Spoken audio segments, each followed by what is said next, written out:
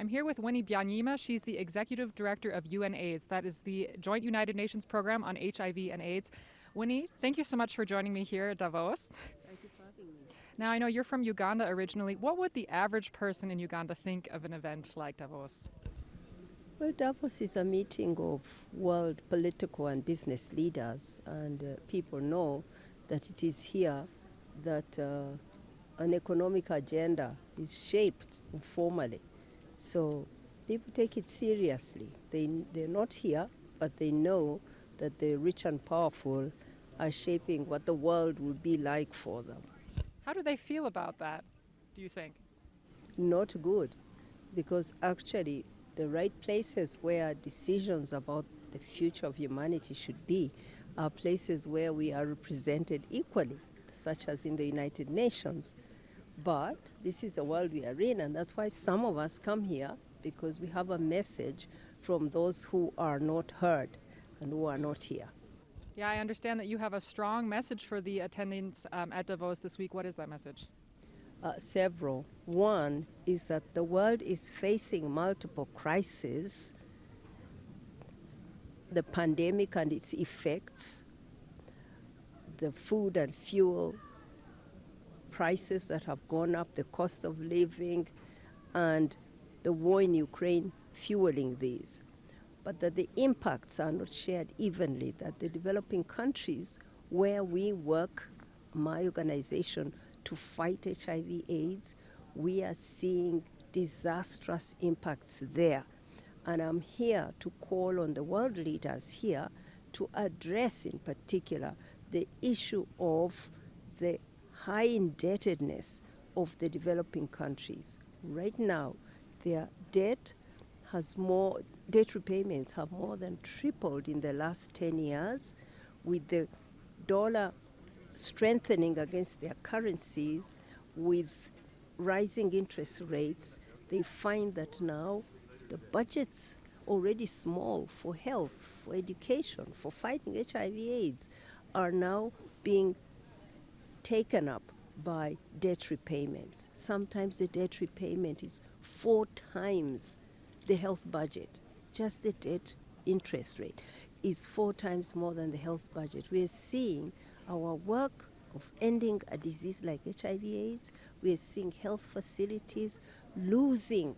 We're seeing our efforts being reversed. So I'm here to call for a comprehensive multilateral legal framework where every country that's highly indebted, particularly the poor countries of Africa, can go and have their debt rescheduled, restructured, so that they have the space to respond to the challenges of health, of education, of security, of climate adaptation. I mean, what role do the political and business elite here at Davos have to play in accomplishing that framework, for example? Oh, a very important role. The business corporates here are very, very much responsible for the widening inequalities between rich countries and poor countries, and between people within countries themselves. This is not like rain coming from heaven. Oxfam just released its report saying that since the pandemic crisis, since COVID, the 1% have captured 2/3 of new wealth. Between themselves, they have gathered more wealth than the 99%, the rest of us. This is what is driving desperation, falling services, education, health, security, countries falling apart. It's because there are a few at the top maximizing for themselves. So to them it is rethink this business model that allows you to use your money to capture more money, and more money that you will never spend, but that you accumulate at the cost of ordinary people. Remember, as they accumulate, poor people suffer.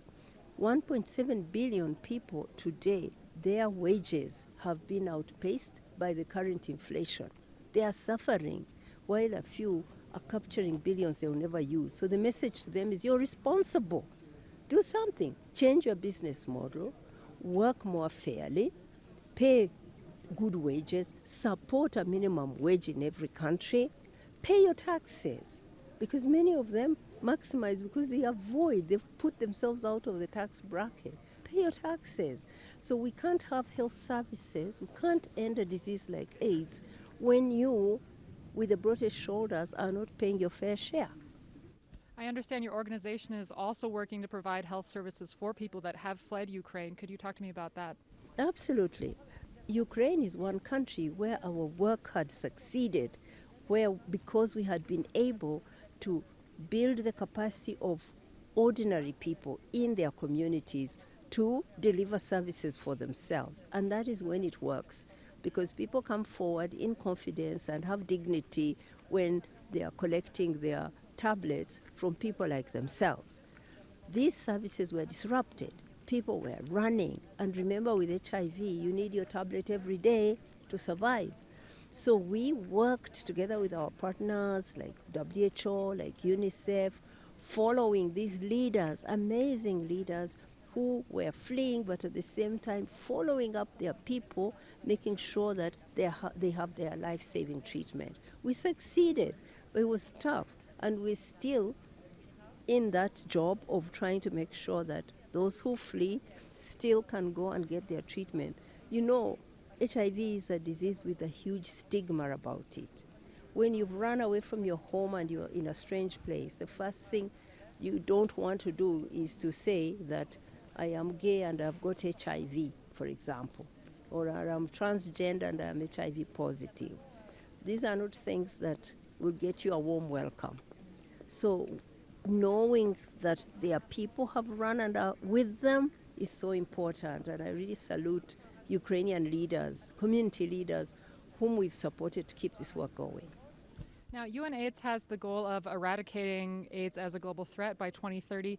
Tell me, how did the response to the AIDS epidemic over the last couple decades help prepare the globe to respond to COVID-19? And did COVID-19 also give us any insights on how we can address HIV going forward? That's a really good and important question. First, we were already not doing well. The world wasn't doing well to achieve the targets, but COVID came and blew us, of course, because the highly indebted countries, the poor countries, are the ones with the highest burden of HIV. They found it so hard to keep all services going. That's one. Lockdowns also kept people away, fearing to go for services. So all these things pushed us back in terms of getting people tested, getting people on treatment. However, we also had a lot of knowledge about fighting a pandemic, and we contributed in many countries to fight. We came into the COVID responses and we showed them how to do it, that you must put communities at the center, that human rights are key, that when you deny people their human rights in the name of lockdowns, you spread the disease further, people run away, that you need to have an all-of-society approach where you have the government working with communities, with religious leaders, with everybody to beat a pandemic. And that a pandemic is not just a disease, it's also a legal issue, a human rights issue, an economic issue. So you need to put the experts in all those areas together to fight. So all these are things we brought into many responses, and some responses like South Africa fought bravely because they were using what they had learned from HIV, including the use of the labs for HIV. The capacity for surveillance, disease surveillance, was very strong because of fighting HIV. So yes, we brought a lot, but some of the things we wanted learned were not learned, and that's why I'm here also. We asked the world not to repeat the mistake of the past when antiretrovirals were found here in Europe and America, but they were hoarded, they were put out of reach by pharmaceutical companies, monopolies, and 12 million people died, mostly in Africa, as they waited for this price to come down. We said, do better. Share the technology as soon as it's found so that there's production everywhere. That didn't happen. And now I'm back here to tell the same leaders that if we are not going to be caught in the same place for the next pandemic, we better use the pandemics treaty to fix that problem of intellectual property rules that allow a handful of rich companies to hold a life-saving treatment away from people and letting people die. Almost 18 million people died unnecessarily. So I'm here to remind them that there's a treaty, and in that treaty we want to see bold leadership enabling the sharing of technology once a pandemic hits. Now, inequality is obviously at the center of a lot of what you're here to talk about. Unequal access to medication, economic inequality. We're used to talking about inequality today, gender inequality, sexual orientation. Do you worry that people are growing numb or growing used to this idea that people are just unequal? I'm here to make them uncomfortable. I'm not going to let them forget. And we are many. We are a movement of people, the 99%, who are not going to let go, who are going to keep reminding them that there is an unjust economic order with rules that work for a few rich people. Trade rules, intellectual property rules, tax rules, all these working for a handful of people who keep getting richer and richer. We're not going to stop talking about it. We're going to keep making them uncomfortable, and we're going to see action. Winnie Byanyima, Executive Director of UNAIDS, thank you so much. You're welcome. Thank you for having me.